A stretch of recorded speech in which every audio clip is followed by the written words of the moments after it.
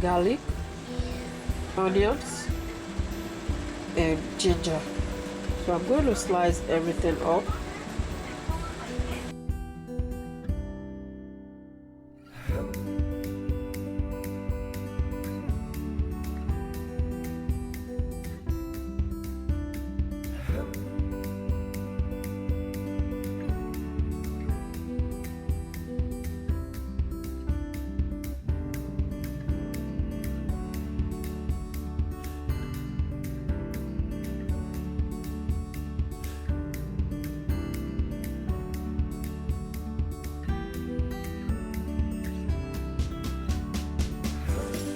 Look at that.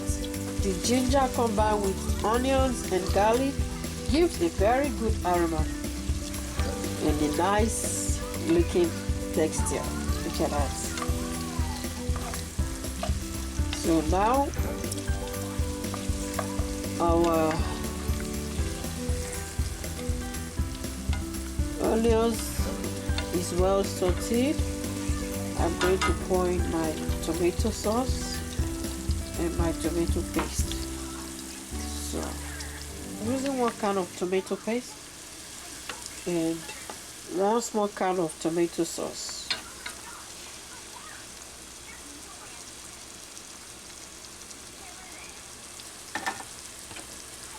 I'm going to stir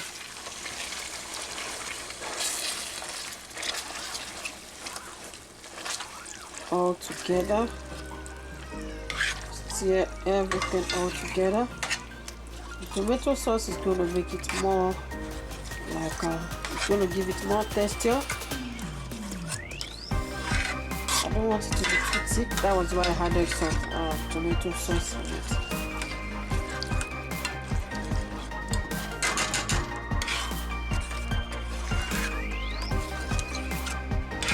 We're going to leave this to cook for another 5 minutes before I pour my pepper.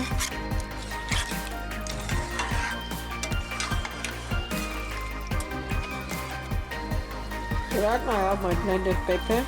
This pepper contains tomato, red bell pepper, and habanero pepper. So I'm going to pour it in my tomato sauce. I'm going to stir everything together. Remember while doing this, viewers, your stove have to be in low heat to medium. So right now my stove is on 7, so it can cook faster and our stew is not going to get burnt.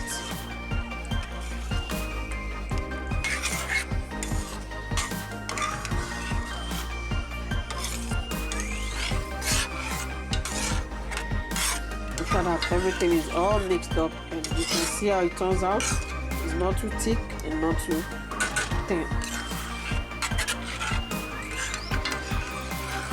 I'm gonna leave this to cook for another 10 minutes so that the sauce can be well ready enough for our rice. I already parboiled my rice. This is another trick. If you're making jollof rice, make sure you parboil your rice first, at least to be a little bit soft, so you don't have to wait that extra time while cooking in the end process. So that I'm going to show you how my rice looks before I pour it in the sauce, so that you can get a very faster result. You don't have to get all your rice burnt because you're making jollof rice.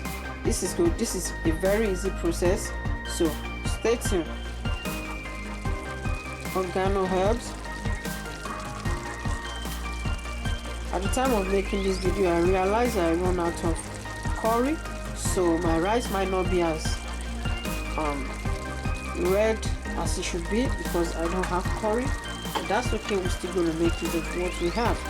Okay, so I'm going to have some time as well, and we're going to stir all our ingredients together. Having some time.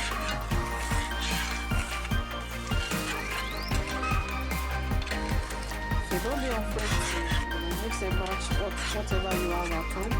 I'm making jollof rice.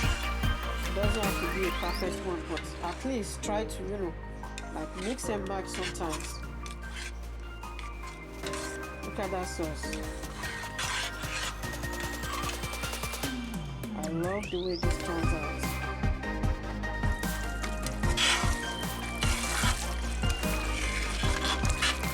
So now is where the magic comes in. I'm going to pour my parboiled rice and we're going to see the magic. Because guess what?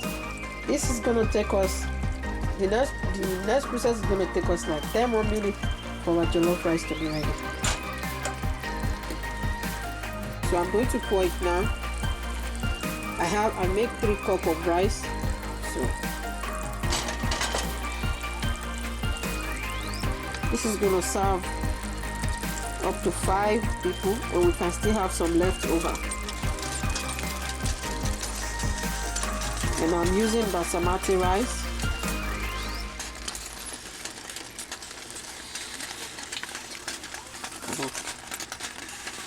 There, we mix until we got all our rice in. I actually don't like taking too long making my jollof rice. That's why I make sure I cook. I parboil my rice first.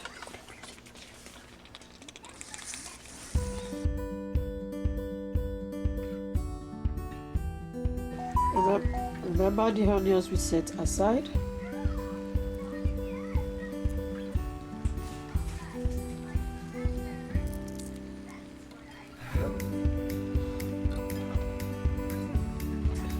Got some green pepper as well.